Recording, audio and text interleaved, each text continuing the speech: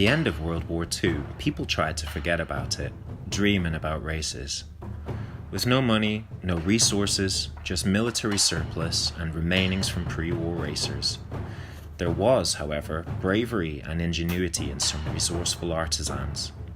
The one-off AMP was handcrafted by Placido Prete, installing an Alfa Romeo 2.5-litre overhauled engine on a tubular frame with Maserati parts.